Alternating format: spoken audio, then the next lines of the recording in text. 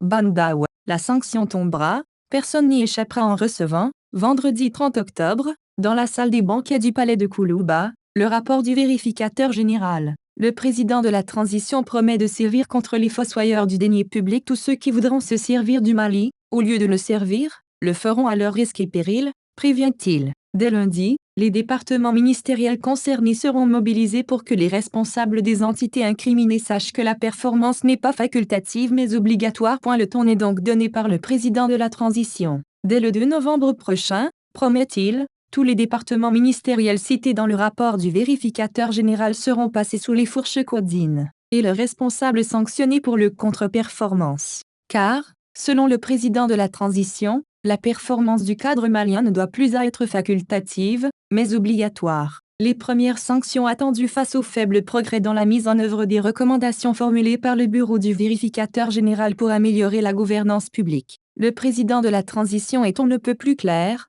Il n'y a pas d'hésitation possible, c'est soit le Mali, soit la porte-point. Et s'agissant des pertes financières enregistrées par l'État, en raison du non-paiement des dividendes et des impôts dus au gouvernement malien par les multinationales exploitant les mines d'or du Mali, Bandaw rappelle qu'il est hors de question que l'or du Mali ne puisse pas briller pour le Mali outre la relecture des conventions liant l'État aux multinationales. Il promet de traduire en actes concrets les recommandations issues du rapport du bureau du vérificateur général. Vos recommandations sont, pour moi, une instruction. Pour le gouvernement, cela vaudra une exécution, dit-il. Servir le Mali au lieu de s'en servir. La corruption est notre cancer. Elle ne doit pas le rester. Il nous incombe de nous unir contre elle. Nous devons lui barrer la route, indique-t-il dans un tonnerre d'applaudissements. Le président de la transition promet de combattre l'impunité de toutes ses forces. Je combattrai l'impunité de toutes mes forces. On réussira, parfois, sous le prétexte de l'urgence, à tromper ma vigilance. Et, parfois, je serai victime de nos faibles capacités d'investigation.